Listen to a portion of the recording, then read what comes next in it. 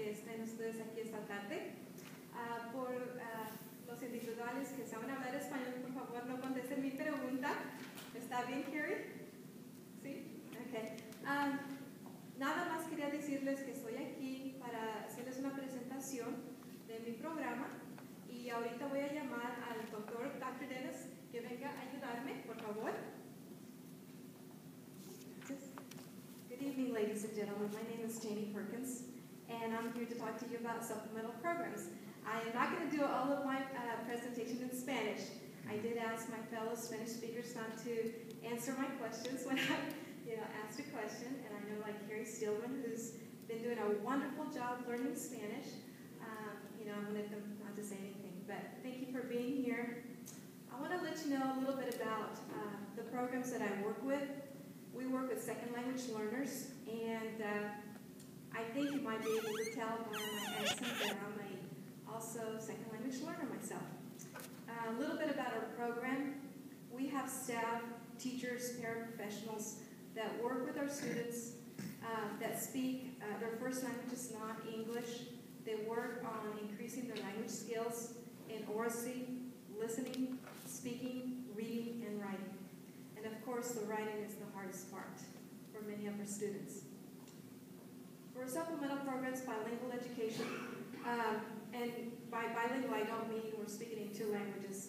I mean that is just from our program. Our three main sources of funds come from the state bilingual funds, which is what I'm going to talk to you about tonight, federal migrant funds, federal Title III funds, and where do we spend that funding? Well, about 99% of the budget goes into paying for staff, teachers, and paraprofessionals. We also purchase testing materials, teaching supplies, office supplies, and we also use some of that funding for staff development. So who do we serve?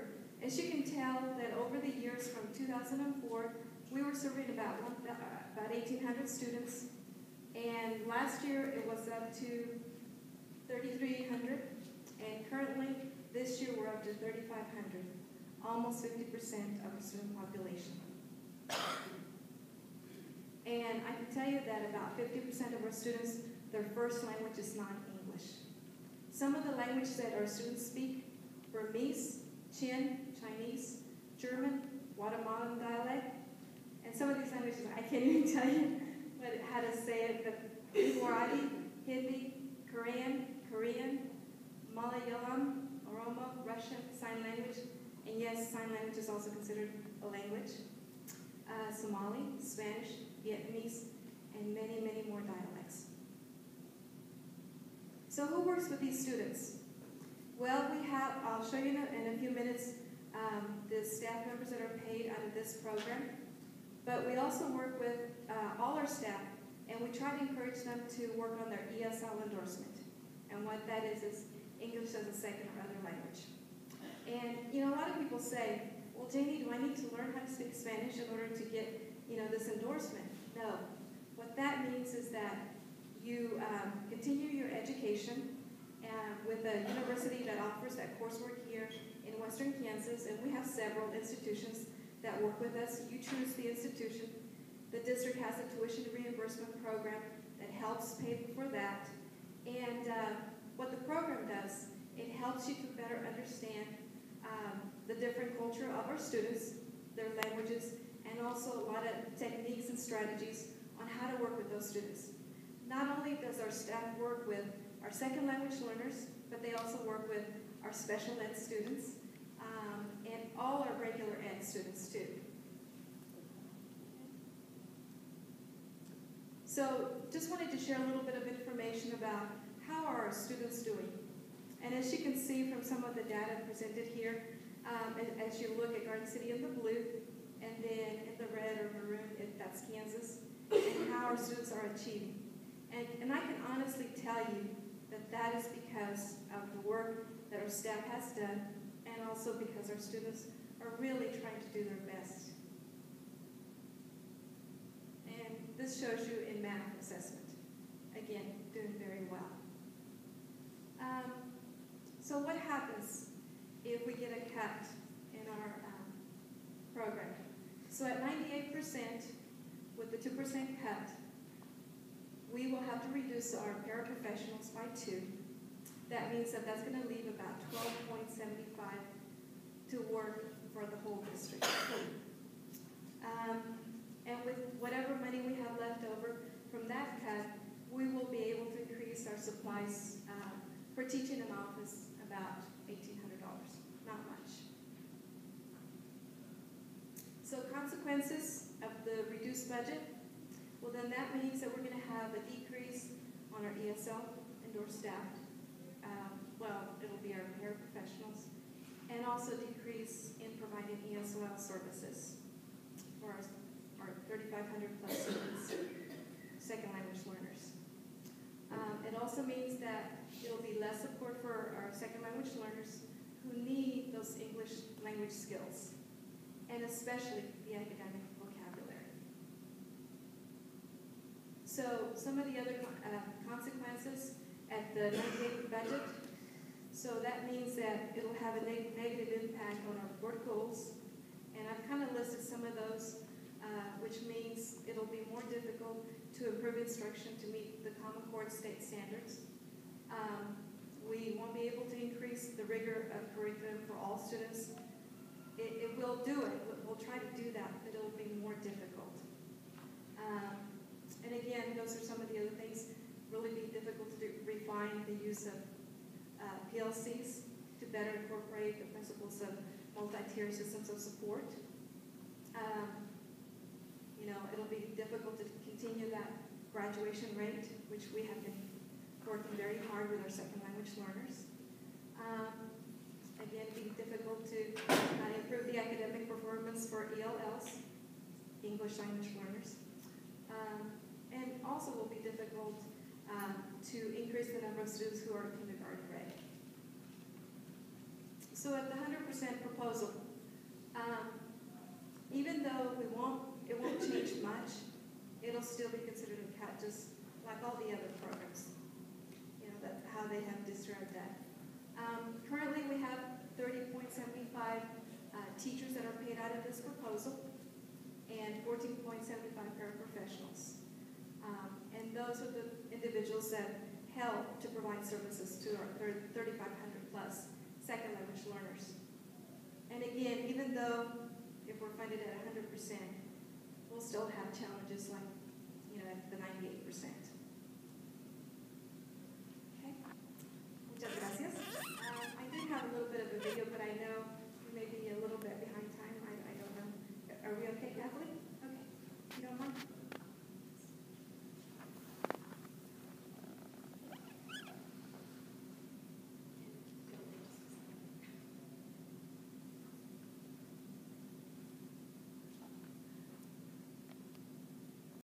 I'm the Director of Elementary Ed, and I would like to talk about the elementary instruction.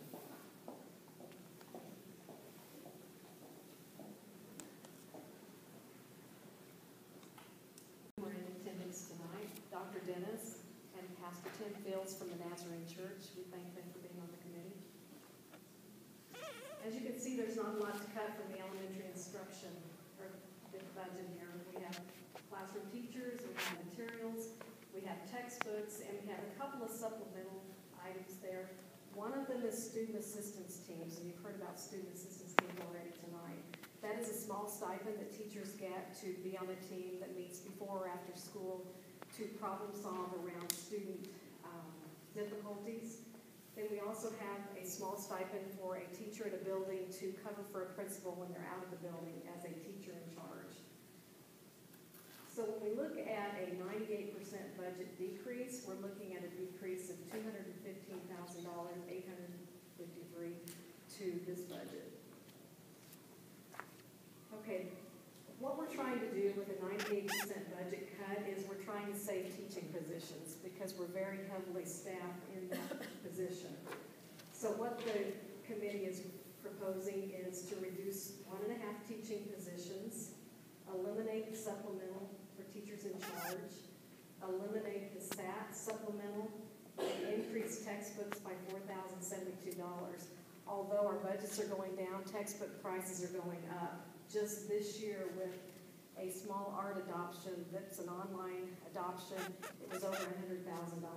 So every year the textbooks seem to go up. Just a note that the supplementals for SAT and for teacher in charge are negotiated items. So if those can't be negotiated, we're looking at a cut of 4 teaching positions in that budget. Okay, if we're looking at a 100% budget, we're proposing to reduce salaries for SAT by $28,141, and we're looking to increase a 0.5 position for a literacy coach at Garfield Early Childhood Center. As you've heard tonight with Common Core, with everything we have coming down with professional development, it's going to be very important that our teachers are able to get in there and look at their data, have that professional development that's shown embedded. And with the equity issues, this building currently doesn't have a literacy coach, nobody to offer those services to teachers, and right now it's a real burden on those teachers to have to take those jobs on themselves. And again, we're looking at negotiations here with that SAT supplemental. So if that can't be negotiated, we're just looking at the status quo here. We'll just leave things like they are. Any questions? Thank you. Roxanne?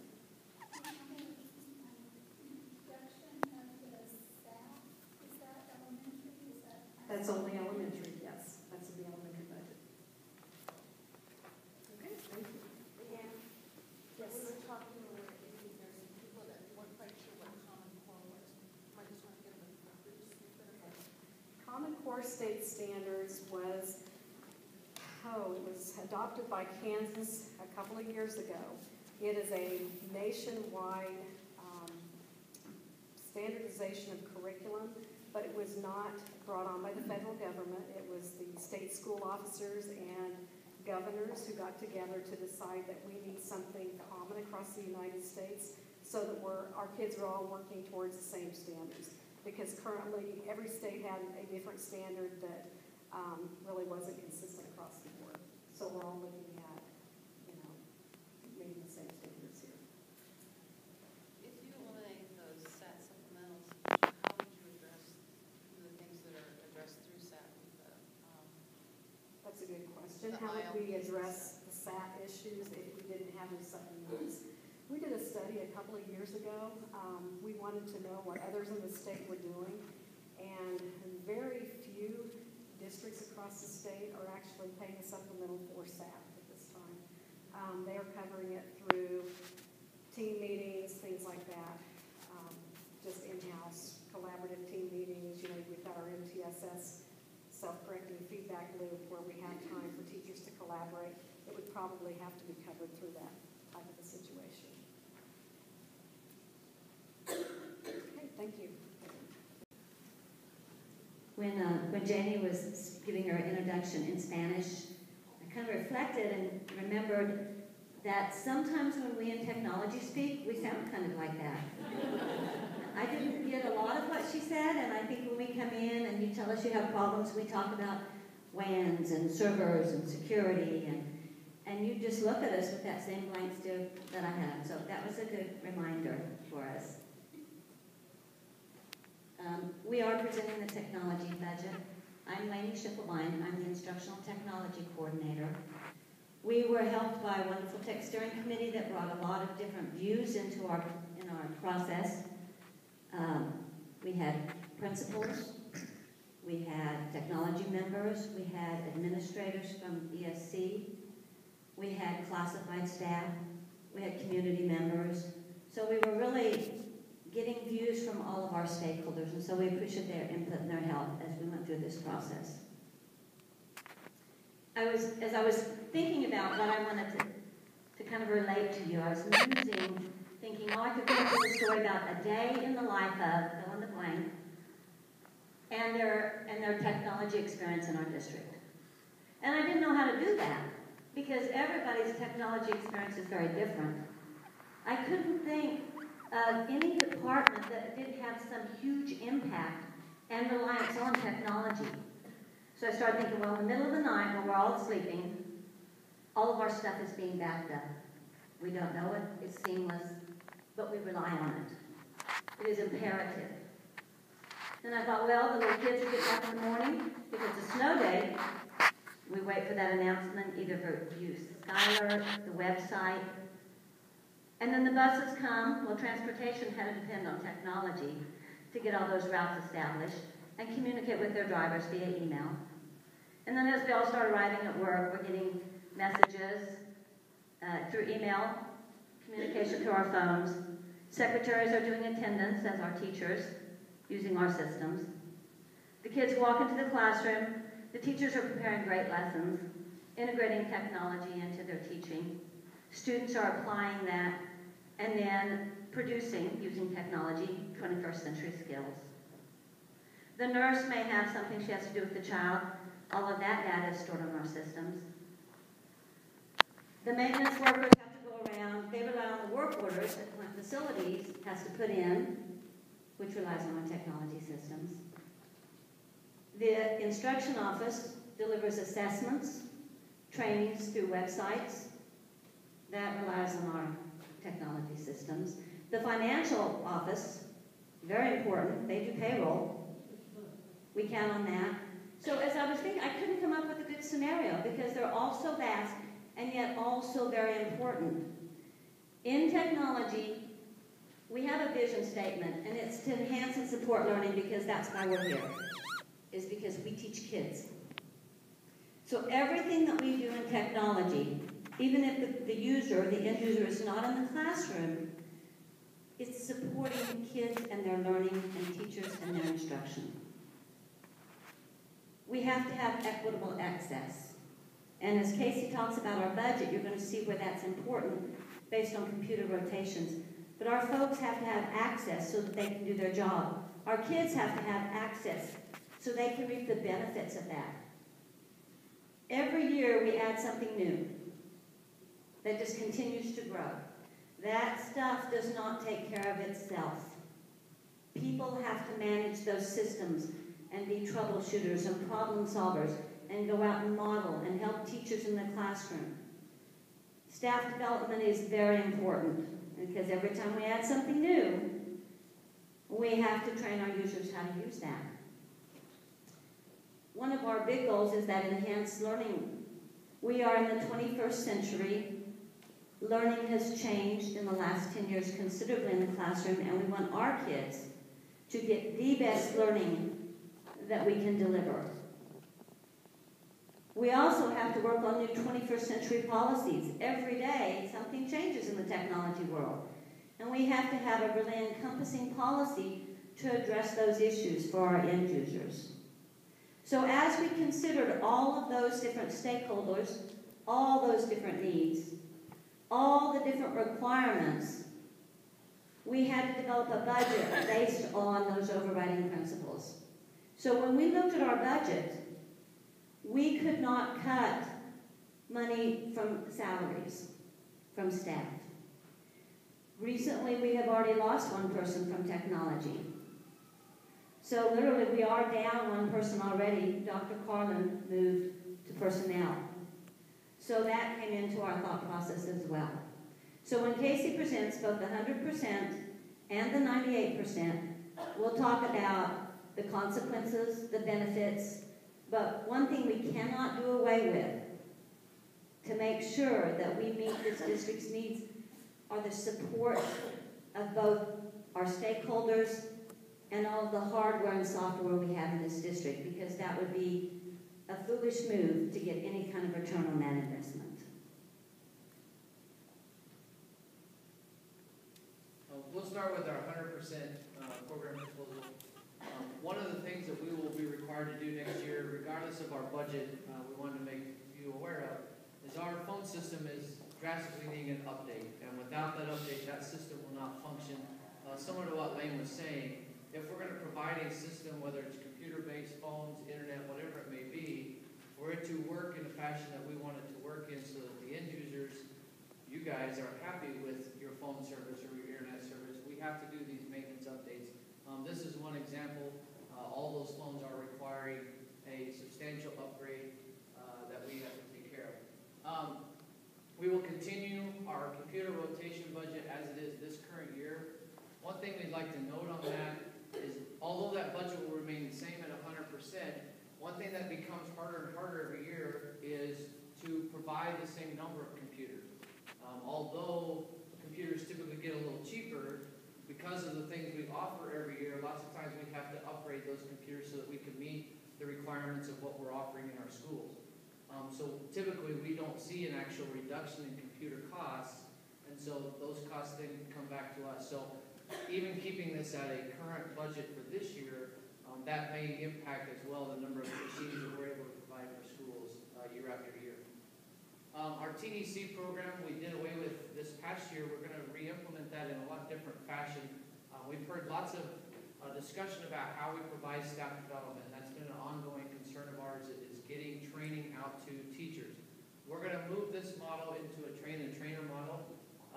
At the 100% level, what that would allow us to do is be able to provide one person in every single building who would be responsible for that staff development that Lane discussed, whether it's new technologies that were available that teachers can use immediately in their classroom to affect instruction, or whether it's Skyward gradebook support, whatever it may be that our folks need help with, we want to be able to provide a person in their building that can be that go-to person to go get that help.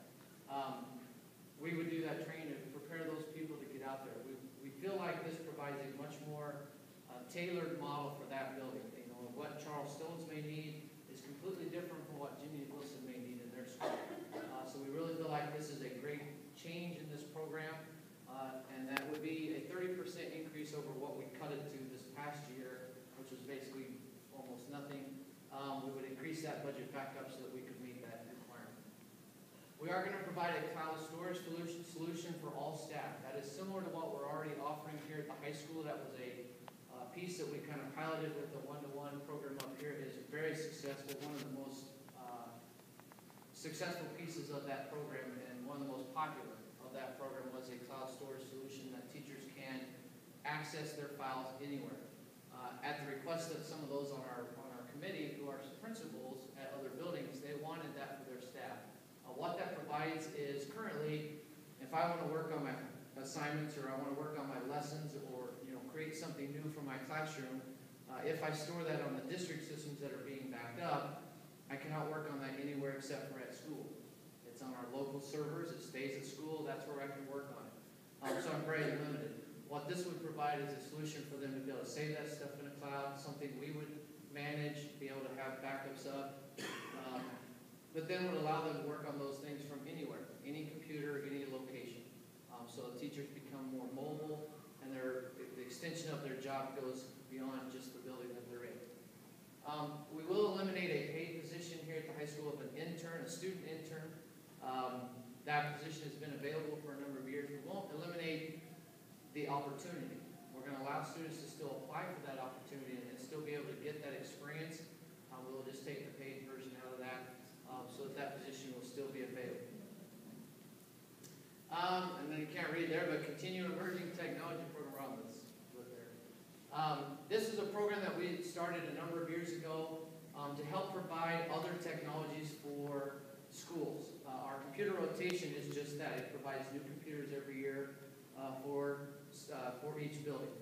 This program came into play to help buildings buy smart boards, projectors, Elmos, those kinds of things that now have become a necessity in every building. We would continue that program at 100%.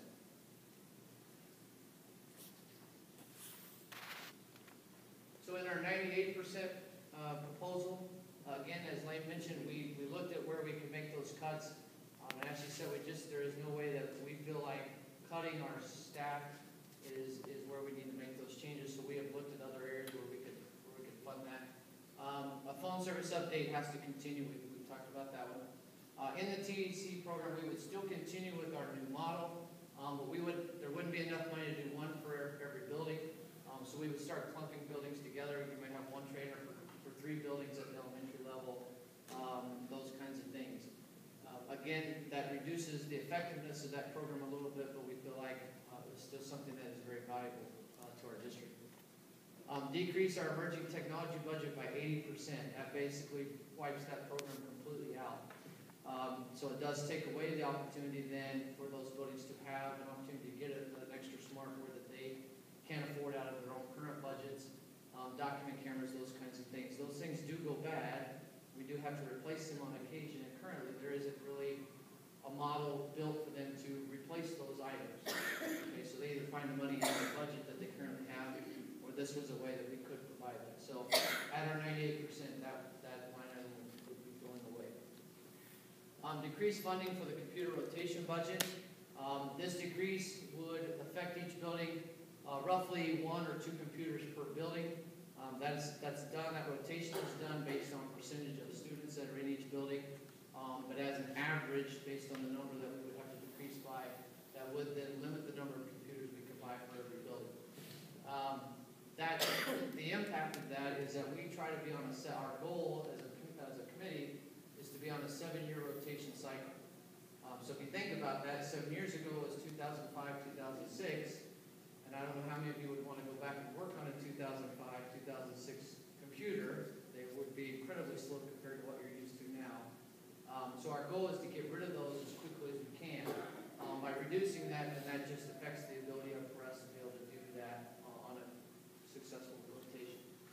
And then again, the paid high school position would be going away. Again, the opportunity is there still for students, we just won't have the paid. Are there any questions? Ronnie? On the way you're choosing the next program, explain that a little bit, like how are you gonna, like, will it become like the wellness gym in the buildings? Trainer, is that? Well, I guess essentially yes. What we have found is that, well, putting it very bluntly, there are about 1,200 employees in this district, and there's 2 of us. Now, we're pretty good. We think so.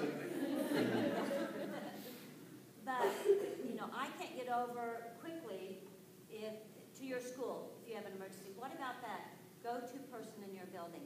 Not only would they be a go-to person in your building, dealing with your specific classroom technology, they would deliver targeted professional development to your staff. We would have them twice a month for a half a day and train them on how to train and help them learn new things. And they would take that back to you. Then they would deliver those professional development pieces at whatever works for the building. Is that? It gives them an opportunity. One of the complaints we hear is that, well, we offer all our technology trainings at 4:15. This would give them an opportunity if one school gets out at 3 o'clock, why can't they start their training at 3 o'clock and be done? Why they have to, BO is a prime example. They get done at 3 o'clock, well, all of our trainings start an hour and 15 minutes after they're pretty much done with their workday. So they're like, well, I don't want to wait around for that long. And then we've got Charles Stones, who is pushing to even get there because of their release time. So this gives an opportunity for everybody to have that one person that targets them. The other thing I think Lane hinted to there is that what it provides is if that teacher has the opportunity to model that technology in their classrooms, or if time would allow that maybe they could go in and demo something for a classroom, those kinds of things. We're still working out how that's going to function in the classroom. Obviously, they have a job of their own that they're going to be doing, but it would give an opportunity then to have somebody there that could provide that right then. We would be able to go around then and support those trainers, which is a smaller number, on a much more regular basis than to try to, I may get to see you once a year, Ronnie. So that's where our thinking came from that.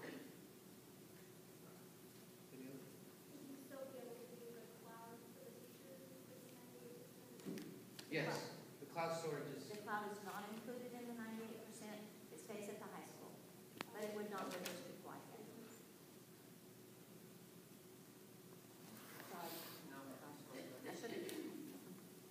You have other questions? Thank you very much. I used to think that it was the best to go last because you could hear everybody else's story and you could change yours if you wanted to. But I don't think so anymore. Looking at your eyes, both glazed over. So we'll start off with my committee, budget committee. Of course, I was on the budget committee. Janet Reed, Tracy Newell, Rachel Mathis, Amber Dorch, Mark Calvin, Shelby McNutt, Maria Merson, and Lori Cox. What we try to do is pick a person from each area, ESL, SPAD, regular classroom teachers, CTE, just so that we had a wide range of people so that they all have input. I really believe that being on a budget committee opens up a lot of people's eyes to how money spent in their building. And that's really a good thing, not a bad thing, because everybody's always wondering. We want to be as very transparent as we can be with our staff and how we spend our money and how we use it. All right, the high school budget, if you're on that page, you can see it's quite a bit of money. I really feel like I'm bleeding before I even start. Because if you heard everybody say this, don't listen, James. But that position will come from your building. If that happens to SPED, if that happens to ESL, if it happens to anybody, it comes out of high school. So I'm ready to lose them before I even start. But at 98%, the budget, what we would do is cut one person. We have 98 teachers. We'd cut it down to 97. Teaching supplies would decrease by $29,178. The salary for SAT team members, student assistant team, we would cut one member from each academy. We have 4 academies in the high school, and that would be $12,420. Vocational equipment, we would decrease it by $10,000. Student planners, we would eliminate those, and that would be $9,670. And we would decrease textbooks by the amount of $9,670. So that's what the plan is at 98%. The consequences, of course, you've heard them all night, for this would be eliminating one certified staff, would increase class sizes. Cutting teaching supplies, of course, would cut back on the amount of things that teachers can purchase for their classrooms. Cutting back on SAT team members would cut back on how we monitor our at-risk students, and that each one would have more students. Cutting out the student planners, we would have to depend more on technology, which we are doing already. And then the last one is cutting back on textbooks. We know we'd have to find another way to do that because students need textbooks, so we will do that. If you look at the business plan of the district, and everybody said this all night long, the Common Core is coming, and it's not going to be easy, and we're cutting staff at the same time. We could be cutting the district people with curriculum and budget who are going to support us do that. So all these cuts are not coming at a very good time right now. And so I think the Common Core is a big one for us. The graduation rate, of course, that's one of the things we battled. The high school has been very successful with AYP and No Child Left Behind. We're a Blue Ribbon School. We've made a lot of accomplishments. But if we keep cutting, and pretty soon those types of things are going to be pretty hard to make happen. And so I think that's one of the things, get the graduation rate up, which I think we are doing a very good job of that.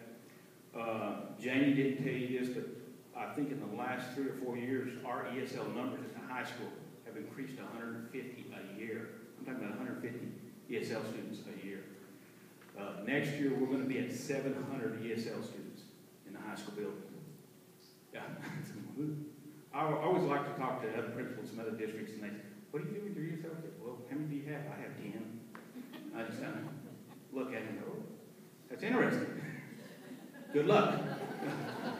But that takes more support. ESL students, they take more support, and you have to have those people. And if we cut an ESL person at the high school, that has a big effect, especially when those numbers are increasing.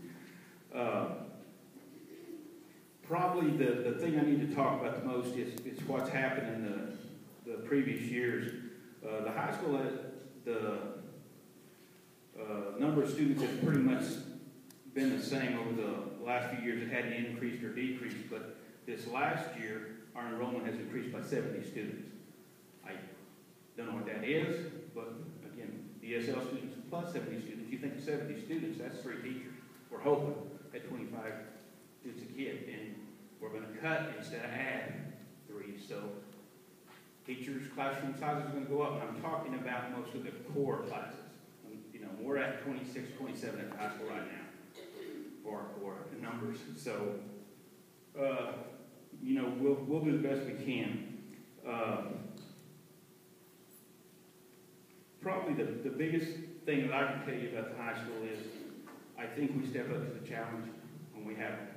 We really appreciate everybody. We get incredible support from technology. We get incredible support from the educational support. We get incredible support from the SPED department. And I think that's why the high school is so successful, is because of the support we get from everybody else in the district. And I'm talking about Kathleen, money and support. Even though most of the time she tells me no. And I will be sad to see Kathleen go, by the way. Say that. We do need to give her a hand. She has done an excellent job in this district. And I wish the next person a lot of luck doing her job. Do not want her job, but she has done an excellent job. But the high school, you know, I can't tell you to give the money to somebody else because we would like to have the money. We want your vote because we do want to continue to do what we do for kids. And I wish everybody good luck on this. That's all I have. Oh, sorry. Any questions? Yeah. Ask me some questions. Oh, you want to go home? I see that look on your face. Yes. I have a quick one, and maybe we did this partial, but I know we talked about this last year on cutting out planners. Maybe we just downsized the number, because You know, what we did is we have done away with the planners. If they want to go and look at our rules and regulations and all that stuff, they go online. So we're doing it with the use of technology. I'm thinking, Kathleen, and you can answer me this. We were charging the students $5 for the planners. Will we cut that out? No. Okay. It'll still be there. so was it, you were taking it off the budget for this year, but I thought it came off last year already. No, I don't believe it did. It didn't?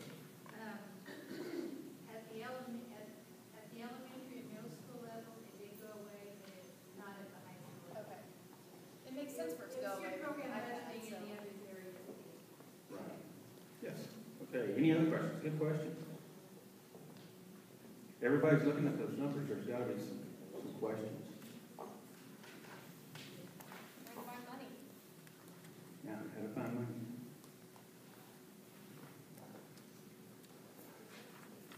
Last chance, Evan. Oh.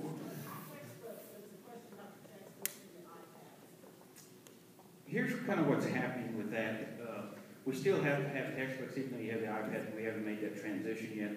We're hoping that one of these days that they will be on the iPads. Even then, they will have a cost to them. Those companies aren't going to give them to you free. They still want to make their money. Really, my hope, my wish is that there are schools in the state of Kansas, I know two, I think, that they're doing their curriculum without textbooks, especially in math. And I'm hoping that we move that direction to where we're still hitting the standards, still doing the things we need to do, but without the use of textbooks. And I think with technology we can get there. It's been really amazing how our teachers have changed with the iPads. And I can walk into some teachers' classrooms and I'm just amazed at what the kids and the students are doing. But we're not there totally yet. I mean, we're trying to get there. Change is hard. But I do think with the technology that hopefully one of these days that we can do away with textbooks and we're doing it some other way. And there'll be a savings that way. Not regulars, textbooks. I've seen her looking. Good question. Okay, any others? Oh, I didn't thank Kate, Laney, and Casey. They do a great job with their support. Casey's at the high school every day, making sure the iPads are working correctly and taking care of that for us. Also. Good. Thank you.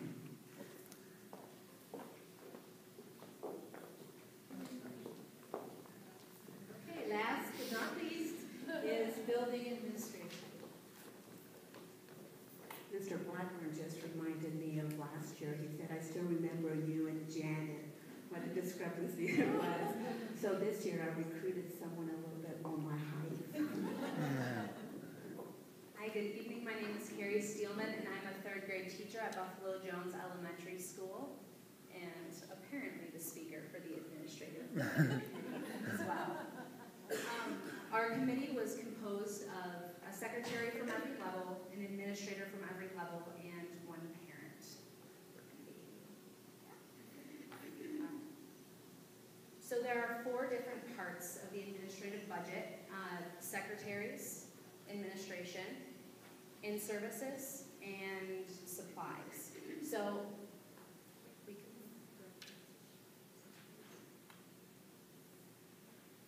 okay, so those are the 4 different parts. I think most of us know the job description in general of what secretaries do and administrators do. The in-service money provided for administrators to attend 1 in-state workshop per year, and then supplies that they need as well. So let's go ahead and get started and talk about what reducing our budget to 98% would mean. 98% would be a 2% cut, which is $83,990. That would mean we need to cut 1 administrator, and we'd have $10,860 left to pay for supplies. On behalf of the teachers and students that I work with, I hope that we don't make that cut. This year, I have started my building administrative degree, and that has involved a lot of hours. I think I'm up to 110, and depending on how many questions you guys have, maybe 111 after tonight. And through that experience, I've learned a lot about what goes on behind the scenes, and I've learned a lot about how much impact administrators can really make on student success when given the opportunity at a time. Research actually shows that after teachers, administrators are the #1 influence on student success. So, that being said, I started teaching 5 years ago, and from then to now, we have added 7 more teachers, 344 students, I believe, and 0 administrators. Actually, when I was looking at the numbers, some of them dropped down, so I think we've lost some administrators, and now we're back up to where they were 5 years ago. I think that's a shame, because with the growth of our district, as it is, the growth of the student body, the growth of the teachers, what else needs to increase? I think support. I think resources, principal visibility in our classrooms, instructional feedback, parent communication, and role models. So if we're looking to cut something that is going to have the least impact on our students, this is not where to cut it from. And if you have any questions, you can ask Martha.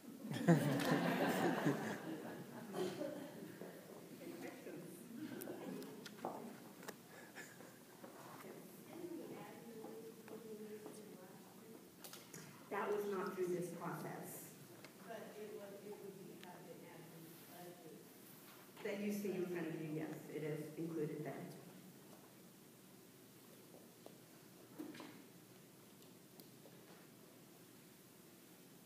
I think we're ready.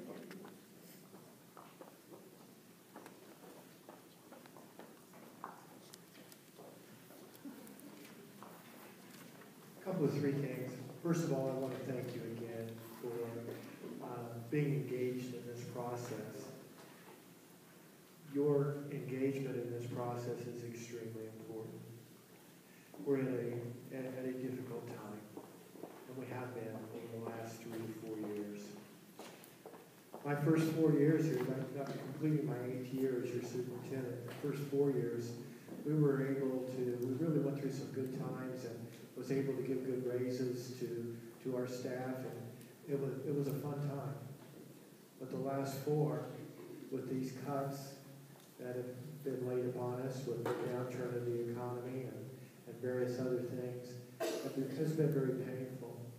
Initially, we tried to keep the cuts as far away from the classroom as we could. We were able to do that because we had a financial officer that had planned ahead, years ahead, in preparation for this economic downturn and the crisis that is facing us. That financial officer is Kathleen Whitley. She served this district for 25 years. And a lot of times, without a lot of thanks. Just doing her job every day like a lot of our employees do. But this is her last program budgeting meeting. And she came up with this process about 18 years ago in an effort to try to be transparent with this community. And I think it's a good process. It's very open. It is what it is. So I want to publicly thank Kathleen. She makes my job easier. There isn't a day that goes by that I'm not in her office. There isn't a day that goes by that I'm not asking for information about something. And I always get accurate, up-to-the-date information. Kathleen, thank you for your service to this district and our community.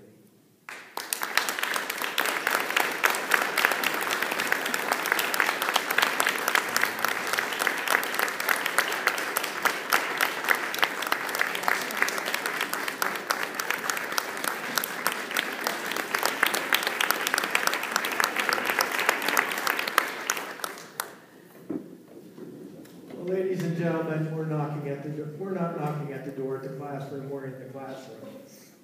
You got to listen to 15 programs. They're all important. They're all a part of the team. They're all a part of what makes us a school district. They're all important. But you've got to make some difficult decisions tonight. And your decisions will be valued by the Board of Education, I assure you. Most of the board is here this evening to listen, to learn, just as I am.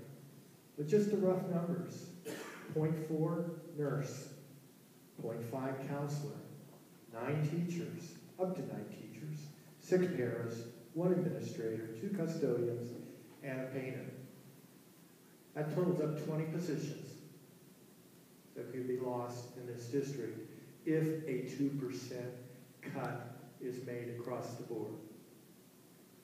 I am hopeful that we won't have to go the full 2%. Our governor, Governor Brown, has recommended that we're not cut, that we get the same base state aid per pupil next year as we got this year. I'm pretty comfortable that that will happen. But even if it does happen, we've got to cut. Kathleen, I went over what ifs with you earlier. The electric bill goes up, folks. Expenses goes up just like it does in our household. I go fill my car with gas, and it costs more now than it did. I go to the grocery store and I thank God I don't have kids at home anymore. I don't know what I do with 4 or 5 kids, like many of our families have, like many of our teachers have. And our teachers that are coming to us with $30,000 loans that they're trying to pay off. It's a tough time. Thank you again for your service. Those that presented this evening, they were very passionate about each of those programs, as you would expect them to be. The librarian, you can be my librarian anytime. Thank you again, Kathleen. Thank you for your kind words. I have a little secret, though. The reason I like this process is I don't do the hard work. All I do is coordinate. You guys do the hard work because you have to make decisions on where the cuts are made. Trudy's going to hand out a scoring sheet for each of you, which is a pink sheet that looks like this.